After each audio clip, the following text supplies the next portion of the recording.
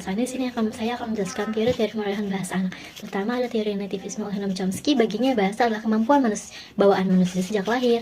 Yang kedua ada teori behaviorisme oleh B.F. Skinner, baginya bahasa adalah hasil dari belajar dan kebiasaan dari lingkungan, yang artinya bahasa muncul karena latihan, pengulangan, dan respon sosial. Ketiga ada teori kognitivisme oleh Jean Piaget. Dia menyatakan bahwa bahasa berkembang seiring kemampuan berpikir anak. Keempat, teori interaksionisme oleh Y. Vygotsky dan Brunner. Menurut Vygotsky, kemampuan anak berkembang membutuhkan bantuan dari orang lain. Sementara menurut Brunner, dari lingkunganlah anak bisa belajar bahasa. Terakhir ada teori fungsionalisme oleh Halliday. Baginya bahasa adalah alat sosial yang dibutuhkan untuk memenuhi komunikasi sesuai dengan konteks sosial. Terima kasih. Saya akan menjelaskan tentang proses perkembangan bahasa anak. Itu ada dua, yaitu perkembangan bahasa reseptif atau pemahaman, yaitu kemampuan mendengar dan mengenali serta memahami makna kata atau kalimat. Dan perkembangan ini dimulai sejak bayi mengenali suara ibu dan bisa merespon nada bicaranya. Dan kemampuan reseptif atau pemahaman ini perkembangannya lebih cepat daripada ekspresif atau pengungkapan. Dan anak mampu memahami kata sebelum mampu mengucapkannya. Contohnya kalau kita bilang mana bola, maka anak akan mencari bola tersebut walau belum bisa ngomong bola.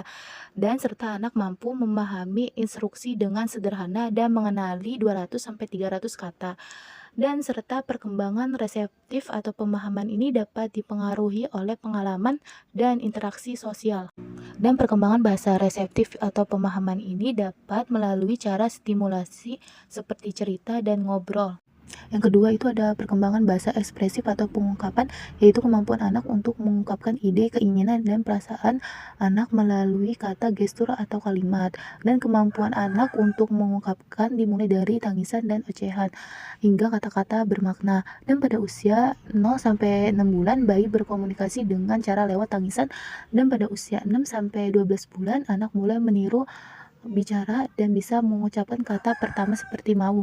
Dan setelah itu anak pada usia 1-2 tahun kosakata anak mampu meningkat pesat seperti muncul kalimat 2 kata seperti contohnya mau makan, main bola, dan serta kemampuan bahasa ekspresif ini dipengaruhi oleh interaksi sosial serta respon orang tua terhadap ucapan anak untuk membantu anak memahami struktur dan makna bahasa. Serta interaksi yang aktif bisa mendorong anak untuk berani menggunakan bahasa dalam berbagai situasi.